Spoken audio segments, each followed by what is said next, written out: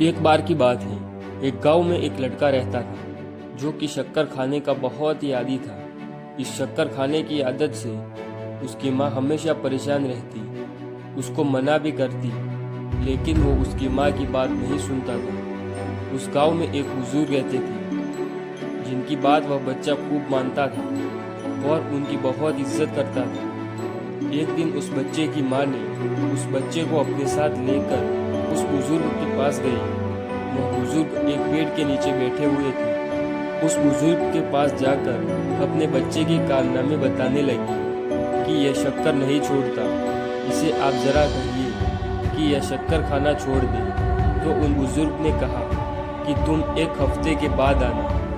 उस बच्चे की माँ को थोड़ा अजीब लगा, लेकिन वह वहाँ से चली गई। एक हफ्ता गुजर गया और फिर उस माँ अपने बच्चे को उन बुजुर्ग के पास लेकर आई।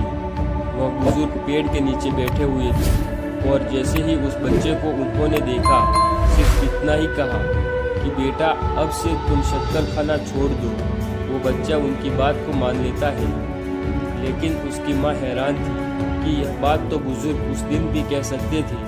मैं एक हफ्ते पहले जब आई थी, उस बच्चे की माँ ने बुजुर्ग से पूछ लिया कि आप तो उस दिन भी कह सकते थे, यह बात आज ही क्यों कहा और इतना लंबा समय क्यों लिया। तो उन बुजुर्ग ने कहा कि बेटी, मैं उस दिन खुद शक्कर खाता था, इसलिए मैंने उसको कुछ नहीं कहा।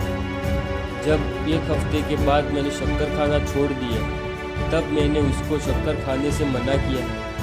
दोस्तों, आप लोगों ने ज़्यादातर देखा होगा कि घर में जो बड़े लोग होते हैं वह अपने से उम्र में छोटे लोगों को या बच्चों को कहते हैं यह काम मत करो, लेकिन वह खुद करते हैं। तो सोचो उनकी बात का बच्चों पर क्या असर पड़ेगा। आप जो बड़े बड़े मोटिवेशनल स्पीकर देखते हैं, यह क्या ऐसे ही बन जाते हैं? नहीं, ये पहले अपने आप को बदलते हैं, तभी लोग उनकी बातों को मानते हैं और इनकी बातों पर अमल करते हैं। याद रखिए, सबसे पहले अपने आप को बदलिए, दुनिया खुद ब खुद बदल जाएगी।